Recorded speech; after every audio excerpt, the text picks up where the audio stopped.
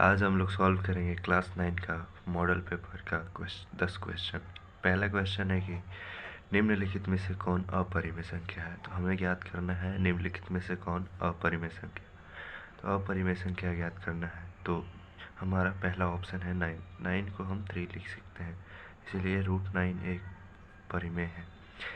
हमारा जो 0.333 है इसे हम 3/9 के रूप में लिख सकते हैं, जो कि हमारा आंसर होगा 1/3। और हमारा जो 225 है इसे हम 15 लिख सकते हैं, क्योंकि 15 का स्क्वायर होता है 225। हमारा जो पाई बचता है यही हमारा अपरिमेय संख्या है। अगला क्वेश्चन है निम्नलिखित में से कौन सी संख्या a और b के बीच स्थित है। किसी भी संख्या के बीच की संख्या को निकालने के लिए हम दोनों संख्याओं को जोड़ देते हैं और इसे 2 से भाग कर देते हैं, तो हमारा ऑप्शन बी आंसर हो जाएगा। थर्ड क्वेश्चन है कि √7 - √5 इंटू √7 + √5। हमारा एक फार्मूला होता है कि a + b into a - b is equal to a² - b²। तो हमारा a हो जाएगा √7 और b हो जाएगा हमारा √5। √7 का स्क्वायर हमारा निकलेगा 7 और √5 का स्क्वायर हमारा होगा 5। तो हमारा आंसर हो जाएगा 2।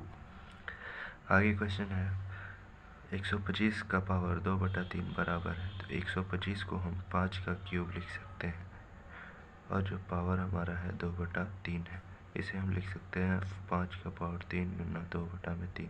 3 से 3 हमारा कट जाएगा और हमारा आंसर होगा 5 का पावर 2। आंसर हमारा निकलेगा 25। तो ऑप्शन नंबर सी हमारा आंसर हो जाएगा। इनमें से कौन एक बहुपद नहीं है। तो अगर हमें किसी भी संख्या का बहुपद निकालना हो तो बहुपद के चर की घात एक पूर्ण संख्या होती है। हमारा जो ये बहुपद है इसका जो घात है एक पूर्ण संख्या है। यहाँ जो x है इसका भी घात एक पूर्ण संख्या है। आगे के क्वेश्चन में चलेंगे तो हमारे जो चर है इसका घात भी एक पूर्ण संख्या है और y का घात भी एक पूर्ण संख्या है।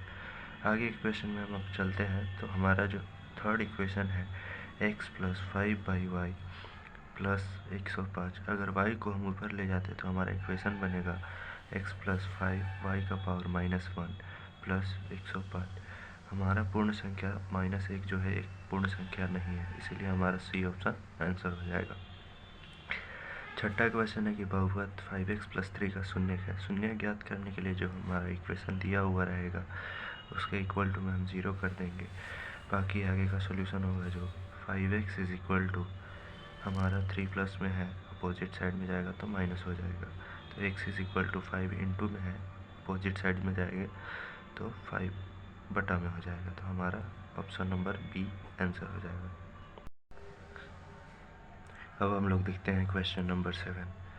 क्वेश्चन है यदि px is equal to x³ + x² + x + 1 हो तो p - 1 का मान क्या होगा। तो हमारा x का मान -1 हो जाएगा। हम इसे इक्वेशन में पुट करेंगे तो हमारा इक्वेशन है x³ + x² + x + 1। x का मान हमारा -1 है, इसलिए -1 का क्यूब प्लस -1 का स्क्वायर प्लस -1 + 1। इसे हम सॉल्यूशन करते हैं तो -1 का क्यूब -1 ही होगा। ये है हमारा प्लस, तो प्लस -1 का स्क्वायर 1 प्लस माइनस हमारा यहाँ पे माइनस हो जाएगा, इसीलिए -1 और +1। हमारे यहाँ 2 माइनस है और 2 प्लस है, इसीलिए चारों आपस में कट जाएगा, इसीलिए हमारा 0 हो जाएगा। आंसर हो जाएगा 0, जो कि 7वां का बी आंसर होगा।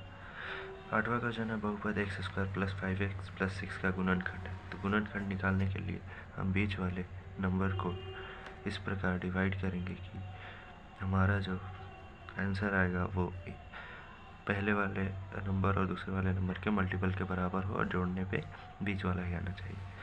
तो इक्वेशन को अगर हम तोड़ते हैं तो x² + 2x + 3x + 6, जो कि हमारा जोड़ने पे 5x आएगा और मल्टीप्लाई करने पे 6x² आएगा।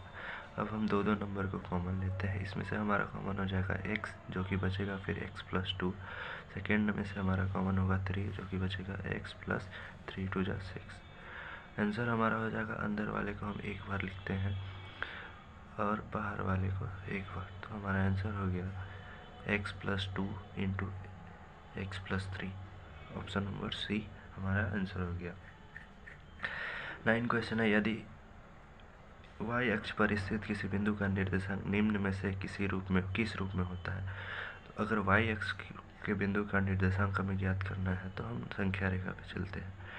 तो y अक्ष पे जब कोई बिंदु स्थित होता है तो हमारा x हमेशा 0 हो जाता है, इसीलिए y का निर्देशांक हमारा हो जाएगा x बराबर 0 और y बराबर y, इसलिए ऑप्शन नंबर हमारा बी आंसर हो जाएगा। 10वां क्वेश्चन है, बिंदु 3, 7 का कोटि है। तो हमें पहले समझना पड़ेगा भुज और कोटि।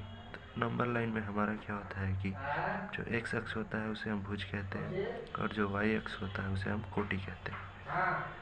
तो हमारा दिए हुए बिंदु का 3 भुज हो जाएगा और 7 कोटि हो जाएगा। हमसे पूछा गया है कि बिंदु इतना का कोटि क्या है, तो कोटि हमारा हो जाएगा 7, ऑप्शन नंबर सी आंसर।